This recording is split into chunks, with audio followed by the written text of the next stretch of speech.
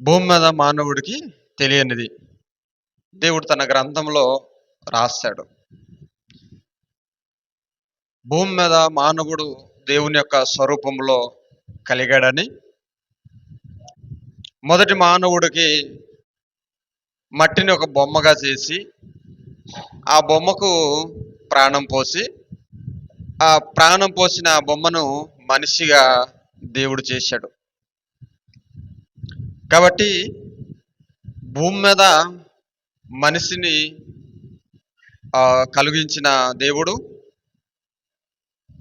మానవుడికి ఎన్నో విషయాలు తెలియపరచడానికి దేవుడు తన గ్రంథమందు ఎన్నో మాటలు రాసి ఇచ్చాడు. అయితే భూమి మీదకి వచ్చిన మనిషి ఎందుకు వచ్చానో లేదా ఎందుకు పుట్టానో, ఎందుకు మరణిస్తున్నానో, నా పుట్టుక ఏంటి, నా మరణం ఏంటని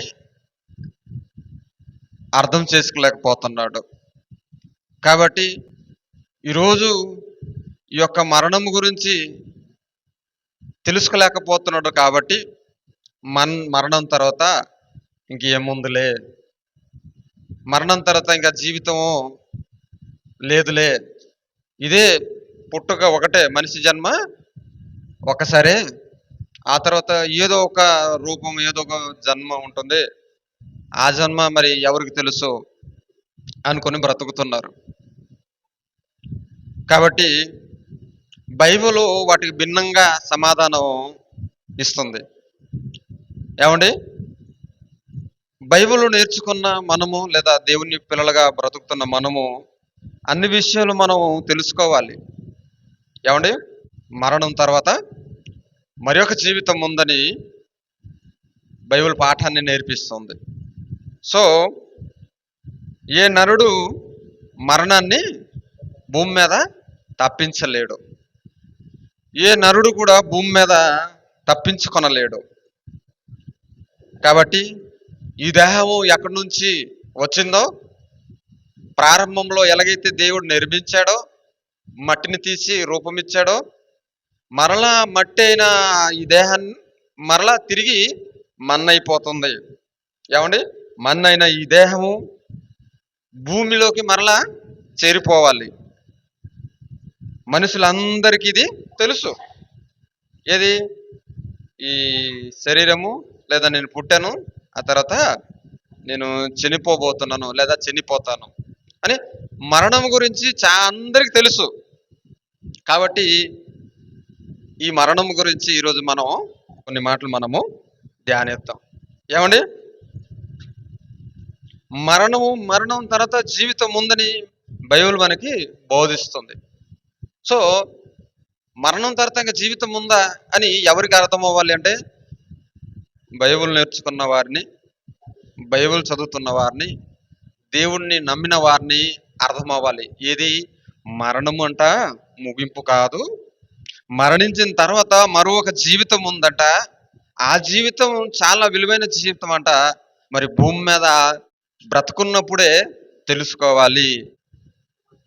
బైబిల్ ఖచ్చితంగా మనకి నేర్పిస్తుంది ఏంటంటే, ఈ శరీరము భూమి మీద ముగింపు కావాల్సిందే, ఈ శరీరం ముగింపు కావాల్సిందే. ఈ ముగింపు గురించి చెప్పే బదులుగా ఈరోజు సమాజంలో శరీర సంబంధమైన బోధలు వెళ్ళిపోయి, యేసు ప్రభువును నిన్ను నమ్ముకుంటే కాపాడేస్తాడు, నిన్ను బాగు చేసేస్తాడు, నిన్ను రక్షించేస్తాడు. ఏమండి, బైబిల్ స్పష్టంగా చెబుతుంది, పుట్టిన నీవు మరలా తిరిగి మట్టిలోకి వెళ్ళిపోతావు. అంటే నువ్వు పుట్టావు అంటే ఎక్కడి నుంచో వచ్చావు, మరణం పేరుతో ఇంకా ఎక్కడికో నువ్వు వెళ్ళిపోతున్నావు. పుట్టుకతో భూమిని చేరుకున్నావు, మరణం తర్వాత ఇంకొక లోకానికి నువ్వు చేరిపోతావని బైబిల్ సమాధానం చెప్తుంది. కాబట్టి ఈరోజు దేవుని పిల్లలుగా మనకు అర్థమవ్వాలి. ఇన్ని రోజులుగా మనకి నేర్పించారు, దేవుని నమ్ముకుంటే ఆరోగ్యం దొరుకుతుందని. ఓకే, దేవుని నమ్ముకుంటే ఇది జరుగుతుంది, అది జరుగుతుంది, ఓకే. ఇది ప్రాముఖ్యము కాదు భూమి మీద మానవుడికి, ఇది ప్రాముఖ్యము కాదు.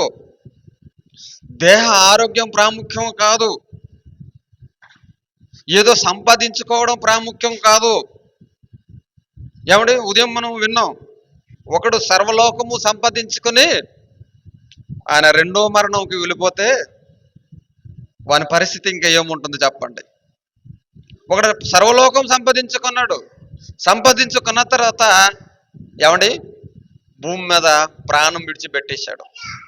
మరి ఆ ప్రాణం ఇచ్చిన దేవుడు ప్రాణాన్ని పట్టుకుంటాడు, అప్పుడు సమాధానం చెప్పాలి.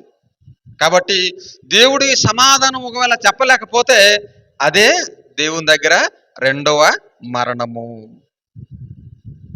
అదే రెండవ మరణము. ఈరోజు క్రీస్తు వారు భూమి మీదకి రావాల్సిన కారణం ఏంటంటే, మానవులందరికీ ఒక మరణం భూమి మీద జరుగుతుంది, ఆ తర్వాత తీర్పు ఒకటి ఉంది. ఏదో ఒక రోజు చనిపోతారు, పుట్టినవారు గిట్టక తప్పదు. కాబట్టి పుట్టిన నువ్వు కోరకుండానే, ఈ సృష్టి నువ్వు కోరలేదు, ఈ సృష్టిలో ఉన్నవి నువ్వు ఏది కోరలేదు, అన్ని దేవుడు కోరుకుని నువ్వు కావాలనుకొని నిన్ను తల్లి గర్భంలో పుట్టించి నీకు అన్ని సదుపాయం చేసి నిన్ను బ్రతికిస్తుంటే, నిన్ను బ్రతికించి నిన్ను గొప్పవాడిగా చూడాలని దేవుడు ఆశ కలిగి ఉంటుంటే, ఈరోజు ఆ దేవుని యొక్క మనసు ఎరగలేక, ఆ దేవుని యొక్క మనసులో ఉన్న ఆ మాటలు గుర్తించలేక ఈరోజు ఇదే బ్రతుకని బ్రతుకుతున్న వారిని దేవుడు అంటున్నాడు, ఈ బ్రతుకుల్లో ఈ ముగింపు కాదు. ఈ బ్రతుకు తర్వాత మరి ఒక బ్రతుకు ఉంది, ఆ బ్రతుకు గురించి మీరు ఆలోచించాలి అని దేవుడు పాఠాన్ని మనకు నేర్పిస్తా ఉన్నాడండి. కాబట్టి ఈరోజు చాలా మంది ఈజీగా మనల్ని ప్రశ్నిస్తారు. ఈజీగా ఏమని ప్రశ్నిస్తారు? ఇలా జబ్బు పడితే మీ ప్రభువు ఎందుకు మీకు బాగు చేయలేకపోతున్నాడు? ప్రభువును నమ్మినందుకు మీరు ఎందుకు చనిపోతున్నారు? ప్రభువును నమ్మితే మీకు కాపాడుతాడు కదా, మరి ఎందుకు కాపాడలేకపోయాడు? ఏమంటే చాలా మంది అంటారు కదండి, అంటారా లేదా? విన్నారా లేదా? చాలా మంది అడుగుతా ఉంటారండి, దేవుడు నమ్ముకుంటేంట కాపాడేస్తాడంట, దేవుడు నమ్ముకుంటేంట బ్రతికించేస్తాడంట. ఒకవేళ క్రైస్తవులుగా చనిపోతే లోకంలో అనే మాట ఏంటి? ఎందుకు మీ దేవుడు బ్రతికించలేడు, ఎందుకు మీ దేవుడు బ్రతికించలేకపోయాడు, కాబట్టి మీరు నమ్ముకున్న దేవుడు వేస్ట్, మీరు నమ్ముకున్న దేవుడు వేస్ట్, బ్రతికించలేకపోతున్నాడు, మీరేమో బ్రతికించేస్తారని మీరు చెప్తారు. నిజమేనండి, ఈ భూమి మీద దేవుడు నీకు ఆయుష్కాలం ఇచ్చాడండి. 60, 70, 80 సంవత్సరం ఈ ఆయుష్కాలం ఇచ్చాడండి. ఈ ఆయుష్కాలం ఇచ్చిన తర్వాత నా పిల్లలు నా దగ్గరికి మరలా వచ్చేయాలి. ఎక్కడికి వచ్చేయాలి? నా దగ్గరికి వచ్చేయాలి. నేను నా దగ్గర నుంచి భూమి మీద పంపించాను, అన్నిటినీ చేసి అన్నిటినీ అనుభవించాలని భూమి మీదకి నా రూపంలో చేసుకుని పంపించాను. మీరు తిరిగి నా దగ్గరికి వచ్చేయాలి. మీకు ఈ భూమి నివాస స్థలము తరతరములుగా మీరు నివసింపలేరు. ఎక్కడ? భూమి మీద మానవుడు తరతరాలుగా భూమి మీద నివసింపలేడు. నీకు ఒక నివాస స్థలం ఉంది, నువ్వు ఎక్కడి నుంచి వచ్చావో అక్కడ నీకు నివాస స్థలము, అది యుగ యుగాలు తరతరములు ఆ నివాస స్థలం నీకోసం సిద్ధంగా ఉంది. మరలా నువ్వు తిరిగి అక్కడికి వచ్చేయాలి నాయన అని దేవుడు భూమి మీదకి పంపిస్తే, ఈరోజు దేవుడికి నమ్ముకున్న వారు, యేసుక్రీస్తుని నమ్ముకున్న వారిని చాలా మంది ఎటకారంగా మాట్లాడుతూ మీ దేవుడు ఎందుకు ఆరోగ్యం ఇవ్వలేకపోతున్నాడు అంటారు. దేవుడు తన గ్రంథంలో రాశాడు, నువ్వు మట్టి నుంచి తీయబడ్డావు కాబట్టి తిరిగి నువ్వు మన్నైపోవాలి. అది రోగం ద్వారా, అది లేదా ఏ కారణం ద్వారా నువ్వు ఏమైపోవాలి? మట్టికి నువ్వు చేరిపోవాలి. దేవుడు అంటున్నాడు, నేనే కదా నిన్ను మట్టిలోకి మార్చుతున్నాను అంటాడు. కీర్తన గ్రంథము 90వ అధ్యాయంలో ఆయన అంటాడు, మనుషులను మట్టికి మార్చుచున్నావు అంటే ఈరోజు ఎవరికి ఏం అర్థమైంది? కలకాలం బ్రతికిపోవాలనే ఆశతో బ్రతుకుతున్న నరుడికి ఆ రెండో మరణం గురించి అర్థమవుతుందా? అర్థం కాలేదు. కాబట్టి ప్రేమైన దేవుని వారలారా, ఈరోజు సమాజంలో చాలా మంది తెలీదు, సమాజంలో తెలీదు. ఏం తెలియదు అంటే మరణించిన తర్వాత, ఇది తెలీదు, మరణించిన తర్వాత ఎక్కడికి వెళ్తారో ఖచ్చితంగా ఏమండి వారికి తెలియదు. కాబట్టి వారు బాధపడతారు. అవునా? బాధపడతారా? ఎక్కడికి వెళ్తారో ఖచ్చితంగా తెలియదు కాబట్టి బాధపడతారండి. ఈరోజు ఎవరు బాధపడకూడదు? ఎవరు బాధపడకూడదు? దేవుని గురించి తెలిసిన వారు మరణము గురించిన చింత అసలు ఉండకూడదు. దేవుడు చెప్పాడు, నువ్వు నా దగ్గర నుంచి వచ్చావు, తిరిగి నా దగ్గరికి నువ్వు వచ్చేయాలి. మరణం పేరుతో నా దగ్గరికి నువ్వు వచ్చేయాలి. ఏమండి, మరణాన్ని క్రైస్తవులుగా లేదా క్రీస్తు విశ్వాసులుగా మరణాన్ని మనం ఎలా చూడాలి? లోకం ఎలా చూస్తుందంటే మరణానికి భయపడుతుంది లోకం. కానీ క్రైస్తవులు మరణాన్ని ఎలా చూడాలంట? మరణం ద్వారా మహిమ లోకానికి ప్రవేశము. ఎవరికి? దేవుని నమ్ముకున్న వారిని మరణం ద్వారా ఎక్కడికి ప్రవేశం కలుగుతుంది? మహిమలోకముకి ప్రవేశం కలుగుతుంది అని క్రైస్తవులుగా క్రీస్తును నమ్ముకున్న వారికి తెలియాలి. ఈరోజు ఇది తెలియకనే క్రైస్తవంలో కూడా చాలా మంది ఇబ్బంది పడిపోతా ఉంటారు. దేనికి? ఈ మరణం గురించి. ఇటు లోకంకి తెలియదు, లోకంకి తెలియదు కాబట్టి చాలా బాధపడతారు, చాలా ఇబ్బంది పడతారు. కానీ ఈరోజు దేవుని నమ్ముకున్న వారికి నీకు అర్థమైపోవాలి, ఇది మొదటి మరణము, ఇంకొకటి రెండో మరణం ఉంది. ఆ మరణం, రెండో మరణాన్ని నేను దాటాలి. క్రీస్తునందు ఉన్నాను కాబట్టి ఈ శరీరంతో, ఈ దేహంతో ఒకవేళ నేను మరణిస్తే నాకు మహిమ లోకానికి నాకు ప్రవేశము ఉంది. నిజమేనండి. ఈరోజు దేవుని గురించి తెలుసుకున్న వారికి మహిమ లోకము దేవుడు ఇవ్వడానికి సిద్ధంగా ఉన్నాడండి. మహిమ లోకానికి మన ప్రవేశం మనకు దొరుకుతుందండి. అంటే ఆ మహిమ లోకంలో ఎవరుంటారు? మహిమ లోకంలో ఎవరుంటారు? దేవుడు ఉంటారు. ఖచ్చితంగా మహిమ లోకంలో దేవుడు ఉంటాడు. కాబట్టి ఆ మహిమ లోకానికి మనం వెళ్ళిపోతామనే ఒక విశ్వాసం కలిగి మనము బ్రతకాలి. లోకంలో ఏమని భావిస్తారు? మరణిస్తే కీడుగా భావిస్తారు. ఏమండి? ఎక్కడ? దేవునికి నమ్మని వారు, క్రీస్తు దగ్గరికి రాని వారు, క్రీస్తు గురించి తెలియని వారు మరణాన్ని ఎలా భావిస్తారు? ఏమండి? కీడుగా భావిస్తారు, బహుగా దుఃఖిస్తారు. ఏమండి? మరణిస్తే ఇప్పుడు దేవుని పిల్లలుగా కూడా ఏమైపోతారు? బాధలోకి వెళ్ళిపోతున్నారు. ఏమండి? అంతే. వీరికి ఇంకేం తెలియదు, ఆత్మీయంగా సంపూర్ణంగా అర్థం కాలేదన్నమాట. అంటే ఇప్పుడు మరణిస్తే క్రైస్తవులు ఏమని భావించాలి? క్రైస్తవులు ఏమని భావించాలి మరణిస్తే? క్రైస్తవులుగా మరణిస్తే ఏమని భావించాలంటే మేలు. క్రీస్తునందున్న మరణిస్తే మృతులైన వారికి మేలు. ఏ మేలు? వారికి ఇంకా రెండో మరణము, ఎవరైతే క్రీస్తునందున్నారో వారికి ఏం లేదు, ఇంకా మరణము లేదు. ఏ మరణము? భూమి మీద మరణం కాదు.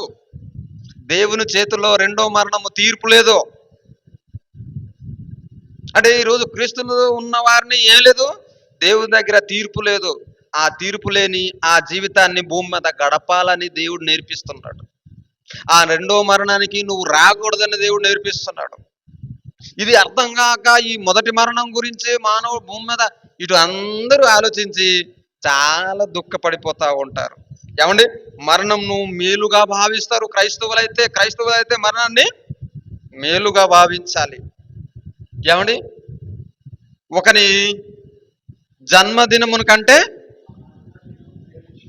బైబిల్లో ఒకని జన్మదినము కంటే ఒకని మరణ దినము మేలు. ఏమండి? భూమి మీద ఎందరో పుట్టారండి. వారి ద్వారా భూమి మీద మానవులకి ఏ మేలు కలగలేదండి. కానీ ఒకను మాత్రం పుట్టారండి. ఎవరైనా? ప్రభు అయిన యేసుక్రీస్తు. ఎవరైతే ఆయన దగ్గరికి వెళ్తారో వాళ్ళకి ఏం కలుగుతుంది? మేలు. అర్థమవుతుందా మీకు? అంటే ఈ మేలు ఎక్కడ అనుభవించాలి? భూమి మీద కాదండి. అందరికి ఇదే అర్థమైంది, భూమి మీద మేలుడు అనుభవించాలి, మేలుడు అనుభవించాలని. ఈ భూమి మీద శరీరానికి ఆయుసు ఇచ్చాడు, 70, 80, 90 లేదా 100 మీరితే ఈ శరీరానికి. కానీ ఆత్మకి ముగింపు లేదు. ఆ ఆత్మ ఎవరిలో బ్రతకాలి? రెండో మరణం పొందక, తీర్పులోకి నిలబడక, ఆ దేవుని సన్నిధిలో బ్రతకాలి. ఎప్పుడైతే రెండో మరణం నాకు ఉందని భూమి మీద ఒకవేళ నీవు నమ్ముకుంటే, నీకు అర్థమైపోతే, ఈరోజు భూమి మీద నువ్వు ఎలా బ్రతుకుతావు? చాలా చక్కగా బ్రతకడం నేర్చుకుంటావు. చాలా విలువైన వ్యక్తిగా నువ్వు మారిపోతావు. చాలా మంచి వ్యక్తిగా మారిపోతావు. ఎందుకు? దేహాన్ని చంపేవారికి నువ్వు భయపడక, దేహముతో పాటు ఆత్మను కూడా చంపేవాడికి భయపడాలయ్యా అని దేవుడు తన గ్రంథంలో రాశాడు. ఏమంట? ఈ భూమి మీద మానవుడు దేన్ని చంపగలడు? శరీరాన్ని చంపగలడు, కానీ ఆత్మని ముగింపు లేని ఆత్మ అది. వెళ్తే దేవుడి దగ్గరికి వెళ్ళాలి, లేదా నిత్య నరకానికైనా వెళ్ళాలి. దేవుడు తన గ్రంథంలో 2 మార్గాలను చూపించాడు. ఒకటి స్వర్గము, ఇంకొకటి పాతాళము. స్వర్గంలో దేవునితో పాటు బ్రతికే అవకాశం ఇస్తున్నాడు. రెండోది నరకము, నరకంలో అగ్నిగుండంలో బ్రతకాలని నేర్పిస్తా ఉన్నాడు. అది రెండో మరణం అని దేవుడు నేర్పిస్తూ మనకి ఎన్నో పాఠాలు మనకి బోధిస్తున్నాడు. కానీ ఈరోజు క్రైస్తవులుగా మనం కూడా మొదటి మరణంలోనే మనం ఆగిపోయాం. కానీ దేవుని చేతుల్లో పడడం అనేది మహాభయంకరమని అర్థం చేసుకోలేకపోతున్నారు. సో ఈరోజు మనకి క్రైస్తవులుగా మన జీవితాలు మనకు అర్థమైపోవాలి. ఈ యొక్క జీవితము ఇక్కడతో ముగింపు కాదు. దేవుడు ఒక విత్తనాన్ని చూపించాడు. ఒక విత్తనాన్ని చూపించి, ఆ విత్తనాన్ని భూమిలో వేస్తేనే కానీ అది మహావృక్షంగా మారదు. ఎప్పుడైతే ఆ విత్తనాన్ని భూమి మీద నువ్వు వేస్తావో, అప్పుడు అది మహావృక్షంగా మారి అనేకమైన ఫలాలు ఇచ్చి మహావృక్షంగా వెదుగుతుంది. అలాగే దేవుడు భూమి మీద మానవుడు కూడా దేనితో పోల్చాడు? ఒక విత్తనంతో పోల్చాడు. ఒక విత్తనంతో పోల్చాడు. ఆ విత్తనం ఎప్పుడైతే మట్టిలో కలిసిపోతుందో, తిరిగి మహా పెద్ద జీవితం నీకుందయ్యా అని దేవుని యొక్క గ్రంథం నేర్పిస్తుంది. ఎవడి ఆ జీవితం కావాలంటే భూమి మీద ప్రయాసపడమని చెప్పాడు. ఏం చెప్పాడు? ఆ జీవితం కావాలంటే క్రైస్తవులుగా నీకు ఇక్కడ ఏముంది? ఇరుకు మార్గం అన్నాడు. నిజమేనండి, ఇరుకు మార్గం, కష్టతరమైన మార్గం. అన్నిట్లో నీతిగా బ్రతకాలి, అన్నిట్లో ఖచ్చితంగా బ్రతకాలి. ఏ మాట తప్పిపోకూడదు, ఏ మాట జారిపోకూడదు, నీ అడుగులు జారకూడదు, నీ దేహాన్ని పరిశుద్ధంగా కాపాడుకోవాలి, నీ యొక్క సమస్తాన్ని నువ్వు పవిత్రంగా కాపాడుకోవాలని దేవుడు నేర్పిస్తున్నాడండి. ఎప్పుడైతే నువ్వు పవిత్రంగా కాపాడుకుంటావో, నువ్వు ఎక్కడ ఏమైపోతావంట? రెండో మరణాన్ని తప్పించుకుంటావు. రెండో మరణాన్ని తప్పించుకోవాలంటే భూమి మీద మానవుడికి దేవుడు నేర్పిస్తున్న పాఠం ఏంటంటే, పరిశుద్ధంగా బ్రతకడము నేర్చుకోమంటున్నాడు. ఎవరైతే పరిశుద్ధంగా పవిత్రంగా భూమి మీద బ్రతుకుతాడో వానికే రెండో మరణము ఉండదు. ఇక భూమి మీద మానవుడు ఎలా మరి అయిపోతున్నాడంటే, అందుకోసమే మానవుడికి తెలియదు ఎక్కడికి వెళ్ళిపోతాడో, ఎలా మారిపోతాడో తెలియదు. కాబట్టి ఈరోజు ఏమండి, మరణిస్తే కీడుగా భావిస్తారు, మరణిస్తే బహు దుఃఖంగా బాధపడతారు. కానీ క్రీస్తునందు ఉన్నవారు ఎక్కడికి వెళ్ళిపోతారంట? ఏమండి, మేలులు అనుభవించడానికి. దేవుడు నేర్పించే పాఠం మనకు అర్థమైపోతే మనం కూడా ఏమనుభవించాలి? మేలులు. ఎక్కడా? ఈ లోకంలో ఈ 70, 80, 90 సంవత్సరంలో ఈ మేలుల కొరకు కాదండి, కలకాలం మేలును అనుభవించాలి. కలకాలం ఉండే లోకం స్థిరము కాదు ఈ భూలోకం. ఈ స్థిరము కాని ఈ భూలోకమే ఇంత అందంగా దేవుడు చేశాడంటే, మరి దేవుడు ఉండే లోకం ఇంక ఎంత అందంగా ఉంటుంది చూడండి. ఒకసారి ఆలోచించండి. ఈ లోకమే ఇంత అందంగా మన చేతికి ఇచ్చాడంటే, దేవుడు ఉండే లోకం ఇంకా ఎంత అందంగా ఉంటుంది చూడండి. ఆ లోకంలో నీకు ఒక స్థలం ఇస్తానన్నాడు దేవుడు. మనకి ఎవరికి? ఎవరైతే రెండో మరణాన్ని జయిస్తారో వారికే. మొదటి మరణం ఎక్కడికి వెళ్తారంట? విశ్రాంతిలోకి వెళ్తారు. విశ్రాంతిలోకి వెళ్ళిపోయిన తర్వాత ఎప్పుడైతే యేసుక్రీస్తు వారు రెండో రాకడగా వస్తారో అప్పుడు మృతులందరూ ఏమైపోతారట, లేపబడతారు. వారందరూ తీర్పులోకి వెళ్తారు. తీర్పులోకి వెళ్ళినప్పుడు అది రెండో మరణము. నీ మంచి నీ చెడు దీనిని బట్టి దేవుడు తీర్పు తీర్చి నిన్ను ఏం చేస్తాడు, శిక్షిస్తాడు. ప్రేమైన దేవుని వర్లారా, మీకు అర్థమవుతుందా? ఏమండి, మరణం అనగానే లోకంలో ఇంకా ఏం భావిస్తారు? తీరని నోటు, ఏమండి, తీరని నష్టంగా భావిస్తారు. అయ్యో మరణించారే, ఇంత నష్టపోయాను. ఏమండి, మరణము ఒక నష్టంగా భావిస్తారు. మరణం అంటే బాధపడిపోతారు. కానీ క్రైస్తవులుగా ఉన్నవారు ఎలా ఉండాలి? మరణానికి ఏమండి భయపడకూడదు. మరణానికి నిశ్చింతంగా ఉండాలి. దేనికి? మరణానికి చింత లేని వారుగా ఉండాలని దేవుడు కోరుకుంటున్నాడు. ఏ మరణము? శరీర సంబంధమైన మరణము. శరీర సంబంధమైన మరణమును గురించి నువ్వు చింతించకో. లోకం చింతిస్తుంది, ఒక లోటుగా భావిస్తుంది, ఒక కీడుగా భావిస్తుంది, బహు దుఃఖపడుతున్నారు. కానీ నీకు మహాలోకములోకి నీకు ప్రవేశము కలగబోతుంది. ఆ మహాలోకానికి నువ్వు రావాలంటే నీవు పవిత్రంగా భూమి మీద ఉండాలి. నువ్వు పవిత్రంగా ఉంటే నీకు ఇంకా భయం ఉంటుందా? ఏ భయం ఉండదు. అందుకున్నాగా క్రైస్తవుడుగా మారినందుకు నువ్వు నిశ్చింతగా నువ్వు ఉండాలి. దేవుడు నేర్పిస్తున్నాడు. అది దేవుడు ఈరోజు నేర్పించే పాఠం. క్రీస్తు దగ్గరికి వెళ్ళిపోతే బ్రతికిపోతావు, బ్రతికించేస్తారంటే ఏమండి, దేవుడు అలా నేర్పించలేదండి. దేవుడు అలా నేర్పించలేదండి. అది రెండో మరణం తప్పిస్తానని చెప్తున్నాడండి దేవుడు. ఈ భూమి మీద ఈ దేహంతో జరిగించిన ప్రతి కార్యము, ప్రతి విషయము దేవుడు తీర్పులోకి అడుగుతాడు. తెలుసా? ఇది తెలియదు కాబట్టి బాధపడతారు. ఇది తెలిసిన మనం బాధపడకూడదు. ఎందుకు మరి నిశ్చింతగా మనం ఉండాలి. యాకోబు అంటాడు, ఏమంటాడు పిల్లలకి పిలిచి, ఎవరు?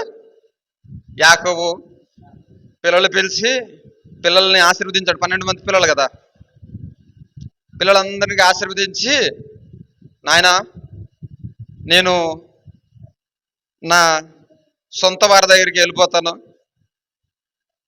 నా పితరుల దగ్గరికి నేను వెళ్ళిపోతాను, మరి మీరు బాధపడకండి చెప్పాడండి మరణం గురించి. ఎవరు?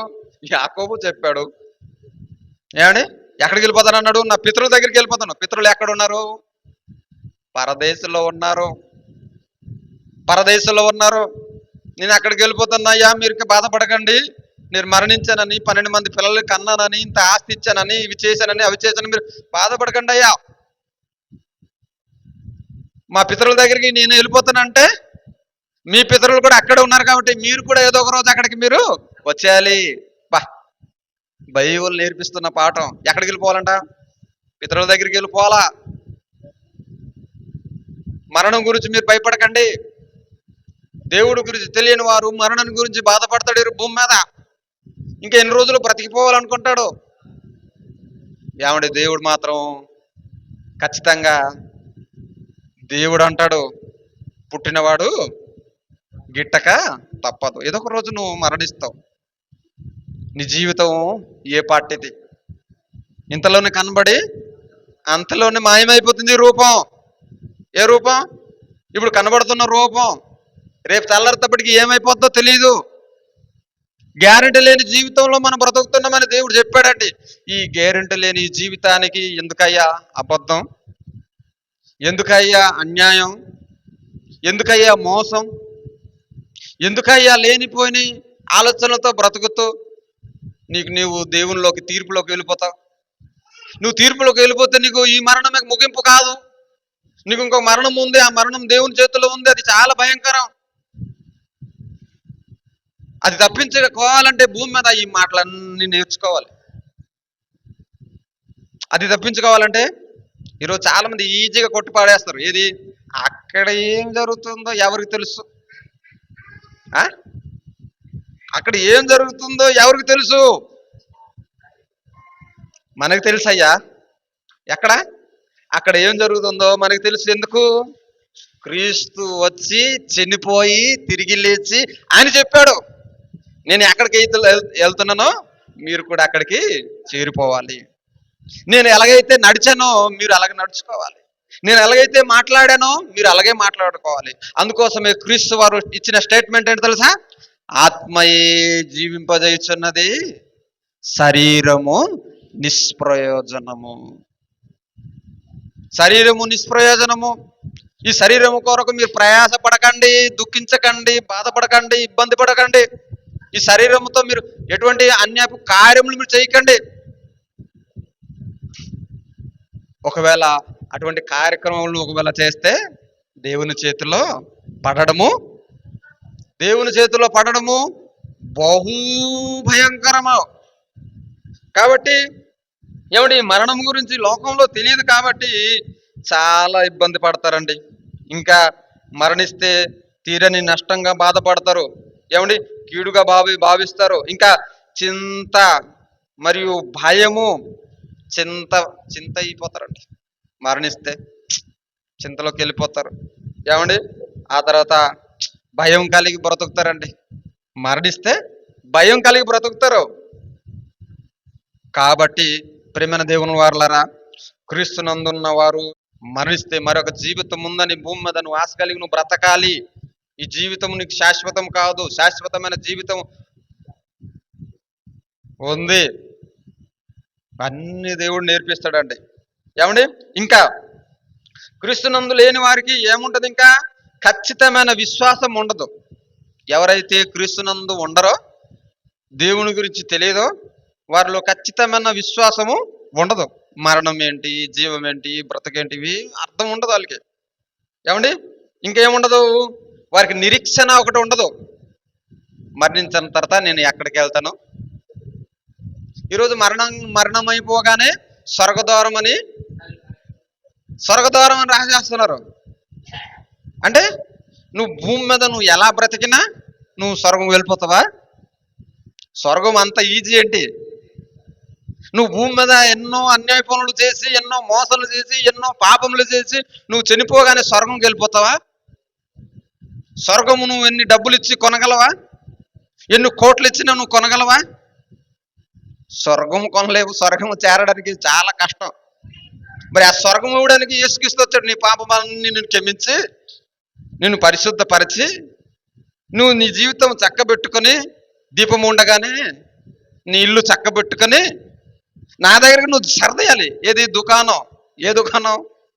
భూమి మీద ఉన్న దుకాణం నువ్వు సరదేయాలి అని దేవుడు చెప్పాడు. కాబట్టి ఈరోజు స్వర్గద్వారం, ఎలా స్వర్గద్వారం వెళ్ళిపోతావు? ఒక అమెరికా ఇక్కడ నుంచి వెళ్ళాలంటే ఈజీయా? అమెరికా వెళ్ళాలంటే ఈజీగా వెళ్ళిపోతావా? అమెరికా వెళ్ళాలంటే ఈజీగా వెళ్ళిపోతాం మనం? మన దేశం నుంచి అక్కడికి వెళ్ళాలంటే ఇన్క్వైరీ చేస్తారు. ఏమని ఇన్క్వైరీ చేస్తారు? ఫలానా వ్యక్తి పేరు మీద ఏదైనా కేసు ఉందా? ఏ కేసు ఒకవేళ ఉంటే మరి అమెరికాకి నీకు ఏం లేదు, ప్రవేశం లేదు. ఈ అమెరికా ఈ యొక్క దేశం నుంచి ఇంకొక దేశం వెళ్ళడానికి ఇన్ని ఆంక్షలు పెడితే పరలోక రాజ్యం, స్వర్గరాజ్యం అంత ఈజీయా? ఏమండి, అంత ఈజీ కాదు. కాబట్టే దేవుని కుమారుడు లోకముకు భూమి మీదకు వచ్చి తన ప్రాణం పెట్టి మిమ్మల్ని, నేను విలువ పెట్టి మిమ్మల్ని కొంటున్నాను. ఇక ముందు మీరు నా యందు ఉంటే మీకు ఏమి దొరుకుతుంది? నిత్య జీవము దొరుకుతుంది. నిత్యం బ్రతికి జీవితం మీకు ఇస్తాను. మీకు ఏ భయం ఉండదు, ఏ దిగులు ఉండదు, ఏ చింత ఉండదని చెప్తున్నాడండి బైబిల్లో దేవుడు. ఏమండి, ఇంకా దేవుని దగ్గర లేని వారు మరణము ముగింపు అన్నట్లుగా ఉంటారు. దేవుడి దగ్గర లేకపోతే ఇంకేముంటారు? మరణము ముగింపు అయిపోయింది. ఏమంటారు మరణించగానే? సరే బాబు, ఈ రోజుతో ఏమంటారు? ఈ రోజుతో మీరు కూడా మనం కూడా చాలాసార్లు మనం ఆ మాటలు మాట్లాడుతాం. ఈ రోజుతో సరే. బైబిల్ అంటుంది ఈ రోజుతో సరికాదు, ఈ రోజుతో ప్రారంభం. ఈ రోజుతో ప్రారంభం. ఏంటి ప్రారంభం? ఈ రోజుతో ప్రారంభం. కానీ లోకం అంటుంది ముగింపు. ఎలా బ్రతికాడు, ఎలా ఉన్నాడు, ఏమైపోయాడు ఈ రోజుతో. ఇంతమంది పిల్లలు కన్నాడు, ఇలా మంచిగా బ్రతికాడు, ఇలా చేశాడు, ఈ రోజుతో ముగింపు. ముగింపు కాదు, ప్రారంభంలోకి వెళ్ళిపోతున్నాడు. అక్కడ ప్రారంభం అవుద్ది. ఎలాగైతే తల్లి కడుపు నుంచి బయటకు వచ్చి కళ్ళు తెరవగానే ఈ లోకమంతా ఎలాగైతే కనబడుతుందో, మట్టిలో నువ్వు కన్ను మూయగానే మరో క్షణము ఆ కళ్ళు అక్కడ తెరవబడుతుంది దేవుడి దగ్గర. అప్పుడు చూస్తావు ఆ లోకం. ఈరోజు చాలా మంది స్వర్గం చూసావా అంటారు. అవునా? స్వర్గం చూసావా? నువ్వు చెప్తున్నావు, చాలా మంది వెళ్ళొచ్చావా, నీకు తెలుసా అంటారు. మరి నీ తల్లి గర్భంలో నువ్వు ఉన్నప్పుడు ఈ లోకం నువ్వు చూసావా? ఎవరన్నా చూసారా? ఈ లోకంలో నీవే చూడకపోయినప్పుడు స్వర్గం నువ్వు ఎలా చూస్తావు? తల్లి గర్భం నుంచి బయటికి ఎప్పుడైతే ఇక్కడికి వస్తావో అప్పుడు ఈ లోకం నువ్వు చూస్తావు. అలాగే ఈ లోకం నుంచి ఎప్పుడైతే నువ్వు వెళ్ళిపోతావో అప్పుడు ఆ లోకం నువ్వు కనబడుతుంది. ఎంత ట్రీట్మెంట్ అండి బైబిల్లో, ఎంత ట్రీట్మెంట్ అండి బైబిల్లో. అక్కడి నుంచి రాగానే ఇక్కడ చూడగానే ఈ లోకం కనబడుతుంది, ఇక్కడి నుంచి వెళ్ళగానే ఆ లోకం కనబడుతుంది. మరణము ముగింపు కాదు. ముగింపు అనుకుంటారండి, మరణమే ముగింపు అన్నట్లుగా బాధపడిపోతారు, దుఃఖిస్తారు, చింతపడిపోతారు, అయిపోయిందిలే అనుకుంటారు. కానీ క్రైస్తవులు అసలైన నిత్య జీవము అక్కడ ప్రారంభమవుతుందని, దేవుని యందు ఉన్న వారికి అక్కడ ఏం ప్రారంభమవుతుంది? నిత్య జీవం ఉంటుందని. ఆ నిత్య జీవము కొరకు ఈరోజు ప్రయాసపడమన్నాడు దేవుడు. ఇరుకు ద్వారం మీరు ప్రయాసపడండి అన్నాడు. ఎంతమంది ఆ ఇరుకు ద్వారం ప్రవేశించడానికి ప్రయాసపడుతున్నాం? ఈ రెండో మరణం అర్థమైపోతే ఇరుకు మరణం ఎంత కష్టమైనా ప్రవేశించాలి. నా వంతుగా నాకు నేనే ప్రవేశించాలి. నేను నా కుమారుణ్ణి, నేను నా తల్లిని, నేను నా అక్కని. ఎవరు కూడా ఇరుకు మరణంలోకి ఎవరికి పట్టుకొని వెళ్ళలేరు. తనకు తానుగానే వెళ్ళాలి, మరణించి వెళ్ళిపోవాలి. కాబట్టి ఆ మరణం తర్వాత దేవుడు అంటాడు తీర్పు. కాబట్టి మరణం ముగింపు అన్నట్లుగా బాధపడతారు లోకంలో. మరణం ఈ ఒక్కటే జీవితం అనుకుంటారు భూమి మీద. దేవుడు తెలియని వారు ఈ ఒక్క జీవితమే. ఏమండి? ఈ ఒక్క జీవితమే కాబట్టి భూమి మీద స్థిరపడిపోవాలనుకుంటాడు. దేవుడు అంటాడు స్థిరమైన జీవితం నీది ఇక్కడ కాదు. ఈ జీవితం కోసం భూమి పైన స్థిరపడతారు. ఏమండి? స్థిరపడడానికి ప్రయాస పడతారు. కానీ దేవుడు అంటాడు భూమి మీద మీరు స్థిరంగా మీరు ఉండరు. కాబట్టి ఏమండి, ఈ భూమి మీద దేవుని గురించి తెలియని వారు, ఈ మరణం గురించి తెలియని వారు దేవుణ్ణి ఏమంటారు? దేవుణ్ణి దూషిస్తారు. ఏమని దూషిస్తారు? ఈ మరణం సంభవించగానే దేవుడా ఇలా చేసావు. ఇంకా దేవుడికి ఏమంటారు? ఒరే. ఎందుకు తెలియదు, దేవుడికి మర్యాద తెలియదు. దేవుడు మనల్ని అంటాడు అనుకుంటున్నారు. ఏమంటారు? ఈ కన్న కడుపు గోత ఎందుకు ఇచ్చావు? నువ్వు దేవుడివేనా? నువ్వు ఉన్నావా? అసలు నువ్వు ఉంటే ఎందుకు ఇలా జరుగుతుంది? ఎందుకు ఇలా జరుగుతుంది? ఎందుకు ఇలా చనిపోతున్నారు? నువ్వు దేవుడివేనా? నువ్వు దేవుడైతే నీకు వినబడుతుందా? నా ఏడుపు నీకు వినబడుతుందా? నా బాధ నీకు వినబడుతుందా అని ఏమంటారు? దేవుణ్ణి దూషిస్తారు. కానీ క్రీస్తునందు ఉన్నవారు దేవుణ్ణి ఏం చేయాలి? ఈరోజు క్రైస్తవులు చనిపోయారు అనుకోండి, క్రైస్తవ కుటుంబంలో చనిపోతే ఆ క్రైస్తవ కుటుంబంలో ఏం చేస్తారు? దేవుణ్ణి స్తుతిస్తారు, దేవుని మాటలు పంచుకుంటారు, దేవుని కోసం మాట్లాడతారు. మాట్లాడిన తర్వాత సమాధి కార్యక్రమాన్ని చేస్తారు. ఎందుకు? ఇక్కడ ముగిస్తే అక్కడ ప్రారంభము, ఇక్కడ విశ్రాంతి తీసుకుంటే అక్కడ శాంతి దొరుకుతుంది. ఆ జీవితము గొప్ప జీవితం. ఆ జీవితం కలాలంటే ఈరోజు క్రైస్తవులుగా మనం ఏం చేస్తాం? మరణిస్తే ఆనందం పడాలండి. ఎందుకంటే మేలు కలుగుతుంది. మేలు అనుభవించడానికి వెళ్ళిపోయాడని ఏమిటి? స్తుతించాలి. క్రైస్తవులు ఇది మాత్రం మనం తెలుసుకోవాలి. మనిషికి ఎన్ని మరణాలు ఉన్నాయి? శరీర మరణము, ఆత్మ మరణము. ఏది ముఖ్యం? మనిషికి ఏది ముఖ్యం? ఆత్మ మరణం ముఖ్యం. ఆ ఆత్మ మరణం దేవుని చేతిలో ఉంది. దేవుని చేతిలో పడిపోతే అది ఎలాంటిదంట? మండు అగ్నిగుండం.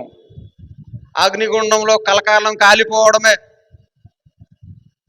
ఏమండి, ఈ 70-80 సంవత్సరంలో నీ జీవితమును నాశనం చేసుకొని, నీ బ్రతుకును పాడు చేసుకొని, సత్యం ఎరుగగా, మంచి ఎరగక, చెడు కార్యములు చేసి, తప్పుడు మార్గంలో వెళ్ళి, తప్పుడు పనులు చేసి, పాప పనులు చేసి నువ్వు చనిపోతే నువ్వు రెండో మరణంకి వెళ్ళిపోతావు. ఆ రెండో మరణంలో దేవుడు తీర్పు తీర్చి నిత్య అగ్నిగుండంలో నిన్ను పడేస్తాడు. కాబట్టి ఇటువంటి పనులను చేయక నీ జీవితాన్ని జాగ్రత్తగా కాపాడుకొని దేవుని స్తుతించి, మరణమైనను జీవమైనను నన్ను ఎవరు చేయలేరు, నేను క్రీస్తునందు నేను బ్రతికితే ఆ రెండో మరణాన్ని నేను జయించగలుగుతాను. ఈరోజు ఎవరైనా మిమ్మల్ని అడిగినా మీరేమంటారు తెలుసా? ఈ జీవితం ముగింపు కాదు, మరొక జీవితం కొరకు మేము చర్చికి వెళ్తున్నాం. ఆ జీవితం చాలా విలువైన జీవితము. ఆ జీవితం కొరకు మేము ప్రయాసపడుతున్నాం అని మీరు చెప్పాలి.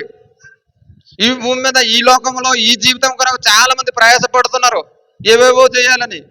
కానీ క్రైస్తవులుగా మారిన వారు, క్రీస్తునందున్నవారు ఆ నిత్య జీవితం కొరకు ప్రయాసపడుతున్నామని అర్థం అవ్వాలి. అది అర్థం అయితే ఈరోజు దేవుణ్ణి నువ్వు విడిచిపెట్టవు. దేవుడిని నువ్వు విడిచిపెట్టి ఎక్కడికి వెళ్ళవు. అన్ని విధంగా దేవుడికి అనుకూలంగా మారిపోతావు. అన్ని విధంగా దేవుడికి అనుకూలంగా మారిపోయి దేవుడు చెప్పే మార్గంలో, దేవుడు చెప్పే సత్యంలో, దేవుడు చెప్పే నీతిలో బ్రతకడం నేర్చుకుంటాం. అటువంటి బ్రతుకు దేవుడు మనందరికీ దీవించి ఆశీర్వదించి ఇచ్చునుగాక.